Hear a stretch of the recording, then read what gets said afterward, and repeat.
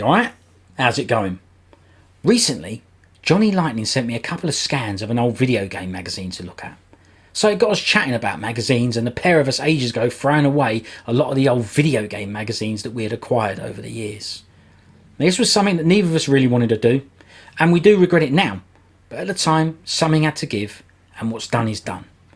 There's no point crying over spilt milk, is there?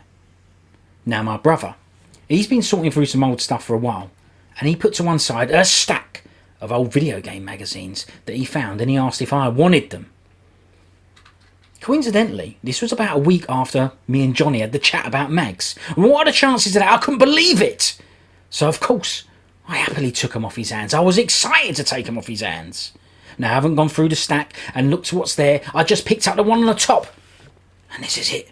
Gamefan from 1995. Now the first thing that caught my eye was the barcode sticker. Comag. Now they were a magazine distributor, and I believe they're no longer in operation, unfortunately. Under the Comag banner, that is, anyway. Doing a quick bit of research, it appears that the business may have ceased operation around 2017, as they posted a £4 million loss the previous year. Now I'm not sure the reason why, but you can bet that printed media would have been in decline over many years due to various factors like digital publications, interweb, iPads and all that business. It's a shame, because the digital stuff is not better, is it? Real mags are better. Real mags are better. And not just games mags. You know what I'm saying? It looks like Comag, they had an office and warehouse in West Drayton in Middlesex, but the building, it appears to have been demolished. I got these images from a public Facebook group about the company and the staff that work there. And I have to say that looking through the images and the history, it was really interesting. Of course, I can't remember all the magazines they had in circulation, but it must have been loads, as I noticed their sticker on the front a lot. They definitely appeared to be a big deal in their time. I remember them having a lot of specialist and import titles under their banner. They were brilliant. As this magazine, Gamefan, it's a US American publication, and they distribute it in the UK for people like me. I appreciate that, as it was a decent magazine. So thanks to Comag for making it available to UK gamers. Now the reason I bring that up is it's important, as video games, import video games back then, was a big deal. Gamers were interested in what was going on in the US and Japan, as the UK market was way behind, and we had to put up with terrible RF picture quality over SCART, 50Hz weed speeds, and stinking black borders at the top and bottom of the screen crushing the graphs. Games consoles for us in the UK back then were rough, and a shell of what the Americans and Japanese had. So getting involved in the US and Jap imports, it fixed a lot of that for the gamers that were in the know. And there were plenty of shops that sold import games as well, and we needed them. There was no interweb or eBay then. It wasn't the same. We had things like magazines like this, and the Loot newspaper, which had ads for people selling games. Like a printed version of eBay, if you like. And you know what? Even though it was harder to get hold of stuff, it was better back then. Having to hunt around the country was more exciting and made buying and collecting games way more satisfying. I've experienced both ways. And like a typical classic old fart, I'm saying it was better back in the day. And that's that. So whoever made the decision at Comag to import titles like Gamefan, they definitely had their heads screwed on like Wurzel Gummidge. Going through an old video game magazine is a look back in time, and in a lot of ways more interesting looking at it now than actually at the time. This issue of Gamefan is from October 1995, 27 years ago. That means that when I have a look through this, it's like a window, a snapshot into what was going on in the video games world 27 years ago in 1995. Now you're telling me that ain't a brilliant thing to do, because it is. So let's have a look at the actual magazine and some of its contents. Gamefan from October 1995. Let's have a look at it. This was very interesting. It's editorial zone, and it's something that could have easily been missed, but luckily I read it. So let's take a read, not of all of it, but let's just take a quick read. Gamefan magazine wants to extend an apology specifically to Electronic Arts and college leagues represented in the game, the CLC and the CFUSA, for any damage the erroneous review has caused them.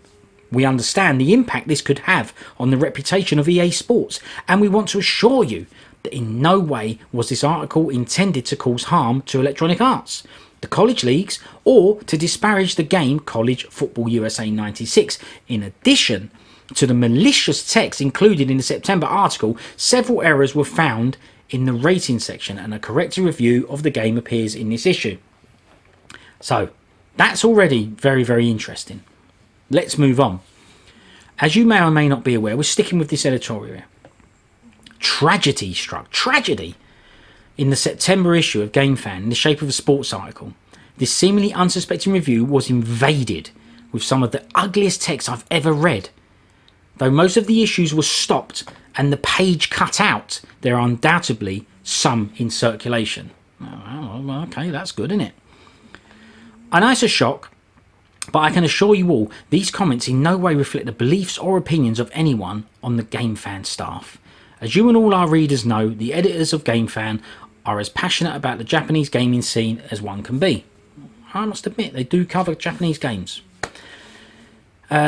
And hold our Japanese friends in the highest regard. You cannot imagine, nor can I describe the shock when we discovered this text. Imagine the reaction of the people here that have worked diligently, put in 250 plus hours, months to produce the finest quality publication in the industry. People like Nick DeByers, who not only speaks and reads Japanese fluently, but works through the night, doing complex Photoshop layouts on Japanese games. It's all he'll play. E. Storm, whose dream in life is for the US game scene to mimic Japan's. Andrew Cockburn, who visits Japan frequently for the Gamefan and has a Japanese wife. It was devastating, right? So a load of stuff there saying that something bad was written, but they're trying to say, look, here's some evidence that we ain't rubbish to Japanese people. So there's some more stuff there about establishing an office in Japan. Let's have a look. What's worse is knowing that it's out there. We're not standing beside you and giving an explanation. The halls of Gamefan are littered with confused, dejected editors. We work extremely hard to deliver a magazine of this quality, and this just hurts it bad. Okay. This offensive text was actually littered throughout Gamefan and was caught prior to shipping final film. We thoroughly believe we caught it all. However, the page in question slipped by undiscovered.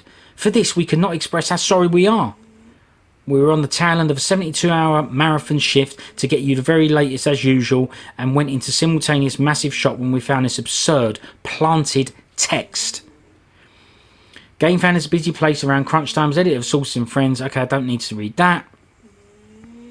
Apparently, we were the victims of the worst joke in video game publishing history. We are currently doing all we can to reprimand the responsible party and ensure that this doesn't happen again. In the meantime, I feel compelled to reiterate how sorry we are. Okay, let's just make sure there's nothing else in here.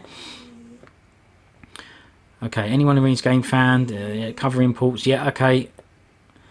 By blowing this instance out of proportion, we will only promote the intent of the unfortunate text. So I will ask you, please not only disregard these harsh words completely, but tear them vigorously from your Gamefan and aim for the nearest receptacle. So they want, if I've got it, they want me to find these bits, these tainted sections, and they want me to bin them. Most of you have called in, stood by our side, reinforced our support. Okay, I'd like to publicly apologise to Namco. Unfortunately, they were the victim of the ugly text. What happened to the EA bit then? Okay. We sincerely thank Namco for being gracious and understanding regarding this delicate matter. They and our readers know that we hold them in the highest regard. In fact, the same issue, Namco not only has a spot on the cover, but Air Combat, which was the photo. Okay, alright.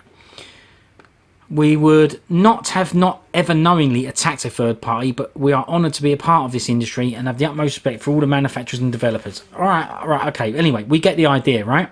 Make sure there's nothing else in here. Okay, here we go. We just never stop to think that something like this could happen. We're too busy playing games and darting around California for products and stories. This letter you see below is for all of our, this bit here, all of our Japanese fans. This bit here. Okay. All of our Japanese readers, sorry. To you especially we apologise wholeheartedly. Please try and find it in your hearts to forgive us. You know, as fate would have it, my original topic for this month's editorial zone was the difference between the Japanese and US gaming scenes. And after seeing this Astal box, sorry Sega, and playing all these awful games, okay, alright. Anyway, that's the gist of that. So, I've had the Japanese part, this apology, translated. Thanks to Yellen's friend, Mackie. Thanks very much for translating this for me. And this is it. So I'll read this letter out, this apology.